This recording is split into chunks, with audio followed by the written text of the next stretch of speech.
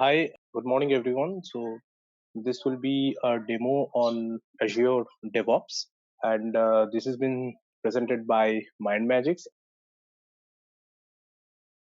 So, if I talk about myself, so I've been having experience in IT industry for like 8 years, and specifically, I've been working on cloud industry more than 4.5 years. And mostly I work in Azure, AWS, OpenStack, and similar DevOps profiles as well. Okay, so let me just first talk about the scope of the demo. In this module, you'll learn about the Azure Administrator, UI, and how to manage the infrastructure.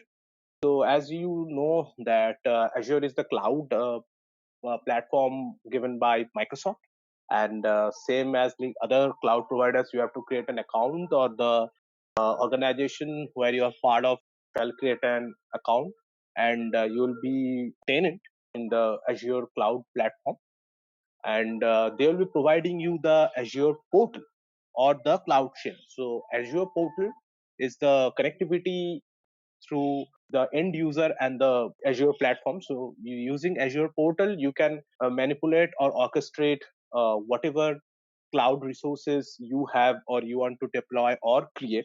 And the same way, if you don't want to go through the UI or the portal, the web portal, you can also use something called Azure Cloud Shell. So that is nothing but the PowerShell which already there in your system. So using the Azure Cloud Shell, we can also orchestrate or manipulate the Azure resources, and also we can automate the creations for them. So using Cloud Shell, we will also see that how we can create the Azure CLI command. So Azure CLI commands are used for different Azure resources. For example, like Azure VMs, Azure VNet, Azure AKS, and for different product or different resources, we have different parameters as well. So we'll be going through that.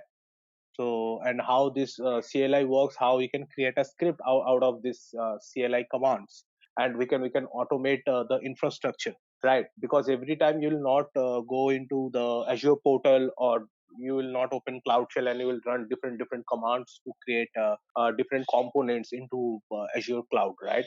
So you can create a PowerShell script or the Azure CLI script, and then you can run it so that it will automate the whole infrastructure. Okay.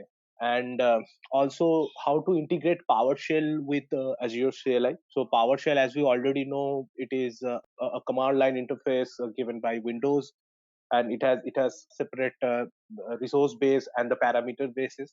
So along with that, we can integrate it to with CLI, and we'll also learn the difference between Azure Resource Manager. So Azure Resource Manager is something like whenever you are creating an account, a Resource Manager account will also gets created, and based on the region, you can create the Azure resources. So how to manage the Azure Resource Manager we'll also learn, and we'll also go through the PowerShell basics, and whatever the syntax or the data types, regex and modules, like how to manipulate the outcome of the data, whatever PowerShell is giving you as an output. For example, like if you want to save the output into CSV, or you want to save the output into HTML or XML, how you can put it into those lines or those particular columns based on your requirements. So we will learn those as well. And there is something called version controlling. So version controlling is something like that is mostly related to the repository. So repository is nothing but a cloud storage where you can put all the codes and all the scripts that is being used into your infrastructure. And version controlling is pretty much important because as we have different environment in our infrastructure, for example, we have UAT, we have development, then we have pre-prod, and we have production, right? So usually we have 3 to 4 types of different environment into our infrastructure. So first, like whenever an application is getting developed or it is getting deployed and the code is getting pushed to run the functionality checks, so that will be done on the dev first, and based on the results, we'll be adding the modifications. Then that will be going to the UAT, From there, it would be going to the pre-prod, and then the final product release will be done on the production platform, right?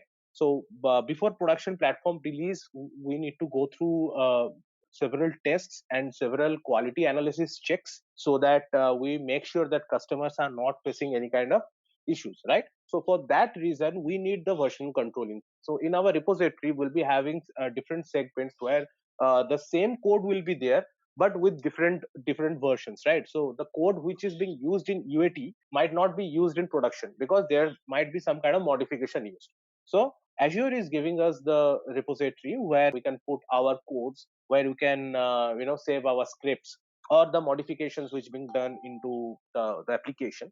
So in DevOps, it is very much used, because we'll not be using our local laptop or local storage for the repository purpose, right? So if you are working as a team, so we need a centralized location where we can keep all the codes saved, right? So and in DevOps, like we need to provide the permission as well for the repository. So whenever we are doing something called CI/CD, right, which is continuous integration and continuous deployments of the application. So for that, we need a centralized repo. So Azure is providing us that repo, so we'll be learning for that as well. And how we can initialize a repository. For example, if you're using VS Code, Visual Studio Code into your local laptop, and you are making some sort of script or making some sort of code in that Visual Studio, and you want to deploy that to the repository.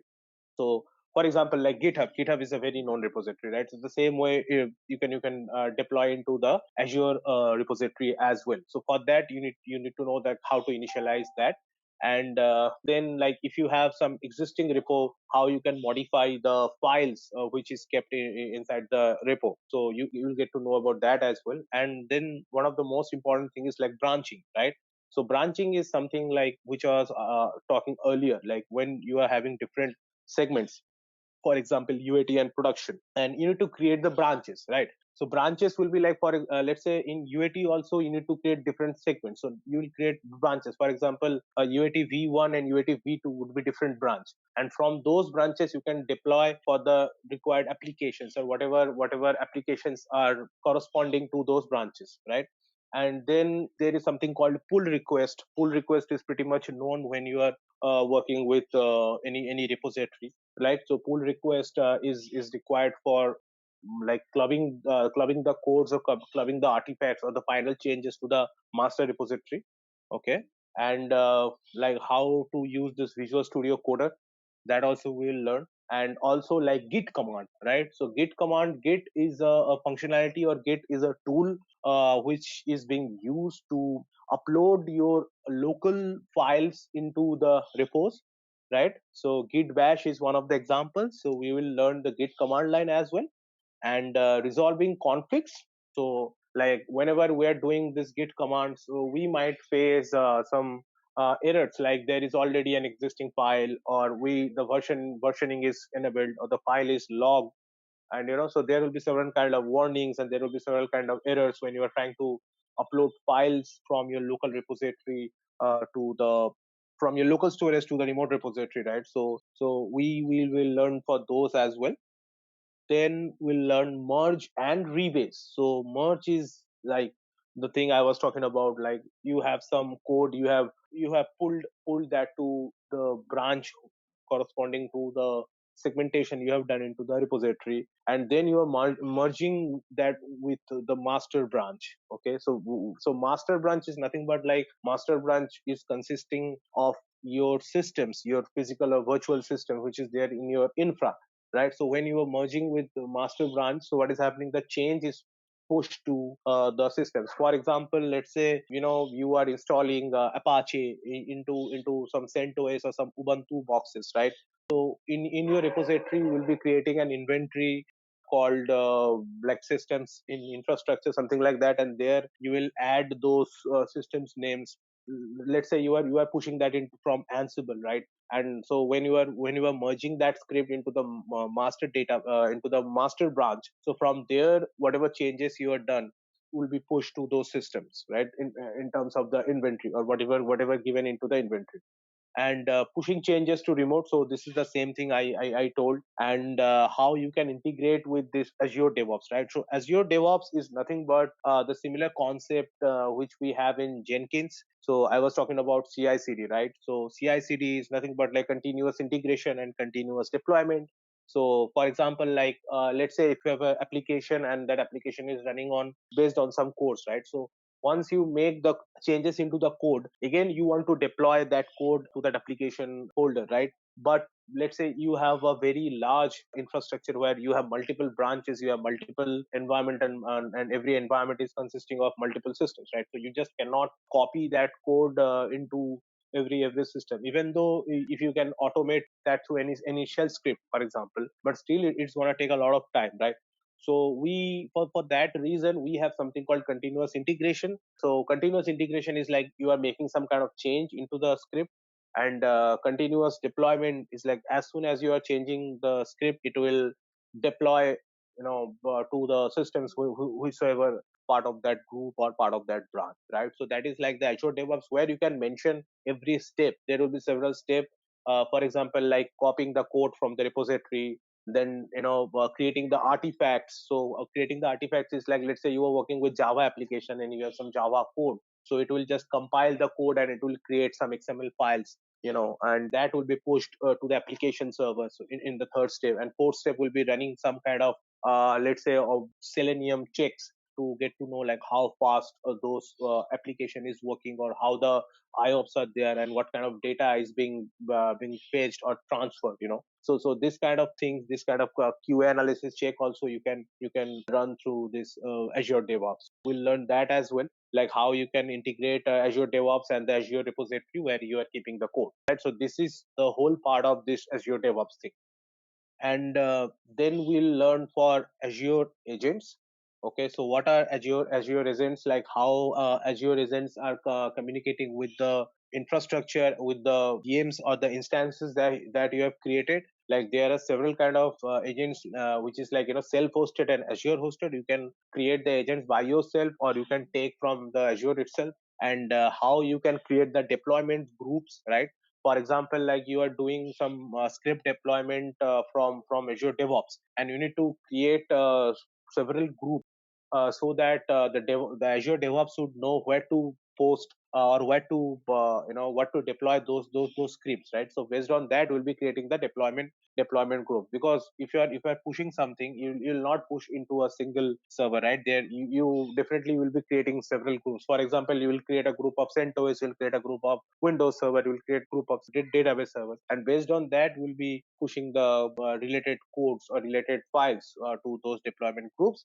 And the same way we can create a deployment pool, so we will get to know the difference between the deployment groups and deployment pools as well, right? Then we will learn the CI/CD, understanding of CI/CD, the thing which I was talking about earlier, right? Like how what is build and what is release, right? So how we can build a code, and from there we can manipulate the code, and we can compile the code. What are the tools or what are the technologies used for code compilation, and how to release that. So releasing is nothing but like adding some functionality or adding some new feature to the application. So whenever you are developing an application, we'll be having some sort of bugs, right? So we need to fix those bugs, right? So probably for that reason, you will be adding some sort of extra functionality to the code, and that has to be built, that has to reproduce the artifacts, and those needs to be pushed into the application. So that would be done as release, right? So this whole process is known as CI/CD, and we'll get to know that as well. And then we have build pipeline, right? So as I was talking about in Azure DevOps in the previous slides, right, integration with Azure DevOps, so we have something called build pipeline. So build pipeline is nothing but, like as the name suggests, these are just the combination of the steps. So we have to define what will happen in each and every step. So there are some predefined options given in Azure DevOps. For example, like copying the file or removing the file or updating the file, something like that. And instead of that, we can use our script, for example, PowerShell script. Like going for those predefined option, Azure DevOps will simply run the PowerShell script which I have given into step 1, and step 2 I can give something as step 3. So like this, we can create the pipeline, right? And so that is the beauty of CI/CD, right? When we are integrating this DevOps thing with the repository, right? So as soon as you are enabling the webhook, so webhook is something is like whenever you are changing the code or the files into the repository, at the same moment it will be pushed to Azure DevOps, right? So for example, let's say you have installed an application, for example, let's say IIS into some Windows server, and you have done that through PowerShell, right?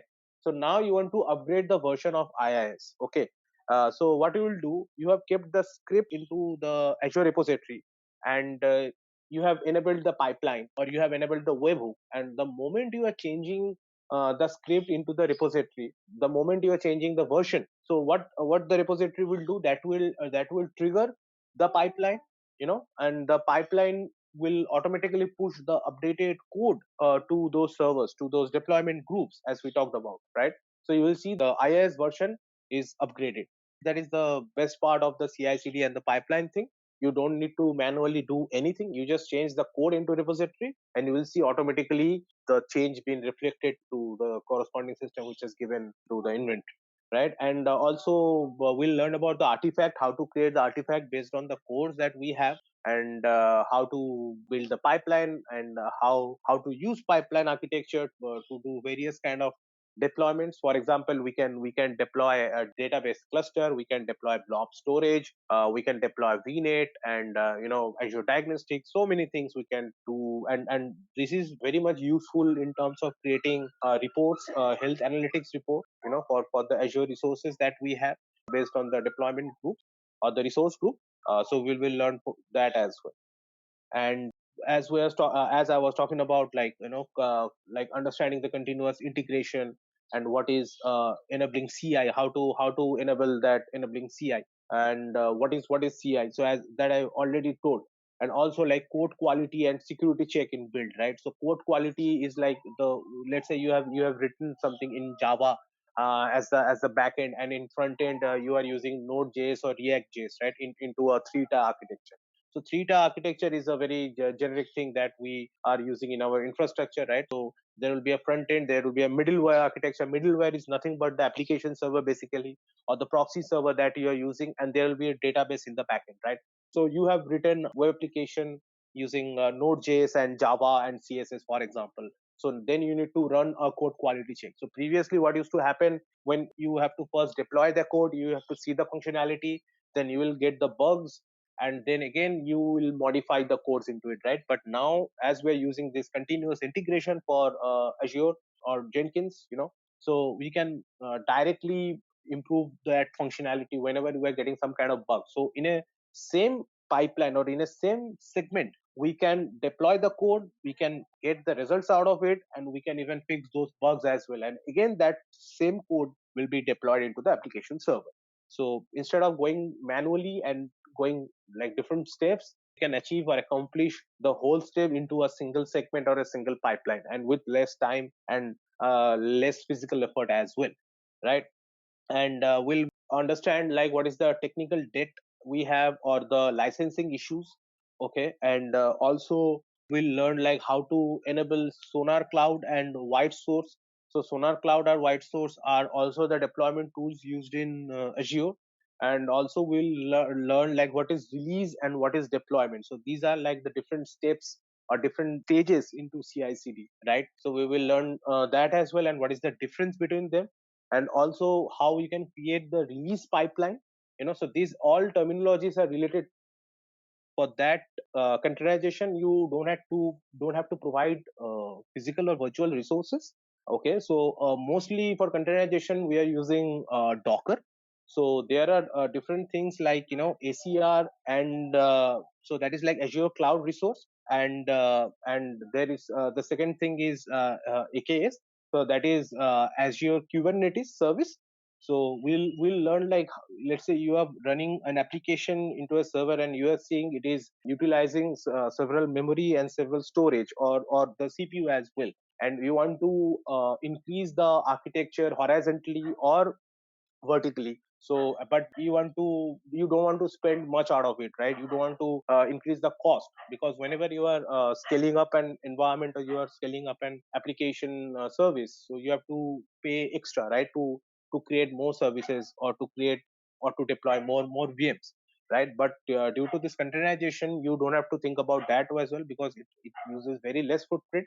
So when you are having an existing application running, you can containerize it with Docker, and once it is containerized, you can deploy that application or the package, or I would say it is like package. Once it is containerized, it will be known as package, and you can deploy that package into something called Azure Kubernetes service.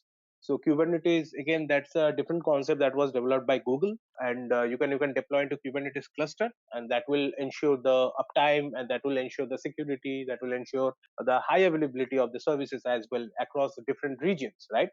And so we can even automate, or we can even orchestrate the whole steps that I told. Like, first you will be installing Docker, and using Docker you can containerize application which is running into a server. Then once the image is created of that application, so image is something like, it will be having the OS, the configuration, or the application on top of it, right? It will create an image out of it, and the image will be deployed into AKS, which is Azure Kubernetes Service. So the whole thing you can orchestrate using the pipeline and Azure DevOps as well.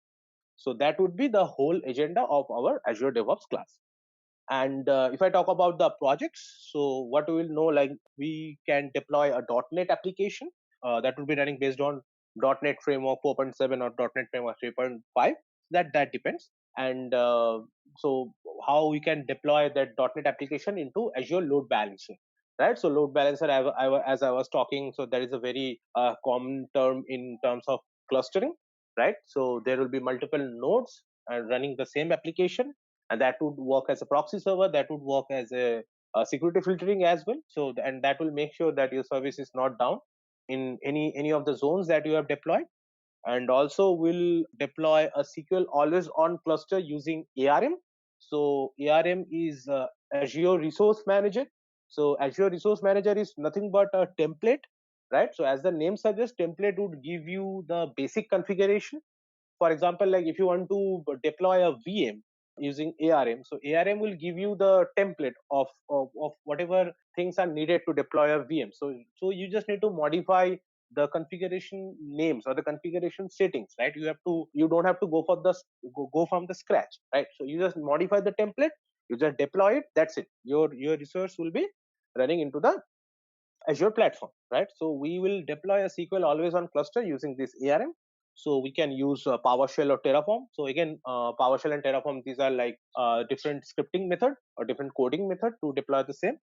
And then we will learn one of the most important things, right, for beginning into a cloud infrastructure, like to migrate VMs from on-premise to Azure. For example, you have your physical and virtual machines running into your physical infrastructure in your office or in your on-premise. So but you want to reduce the cost, because you are seeing a lot of cost is being going on for the data center or for the management and all, and you want to deploy into the Azure, right?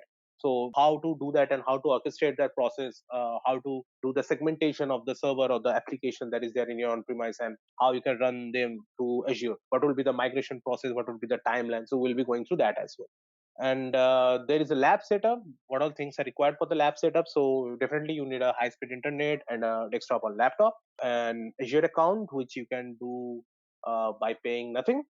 Azure account is totally free, and you'll be getting several kind of resources as well. But yes, there is definitely a limitations, but whatever given into the course topic, for that you don't have to pay anything.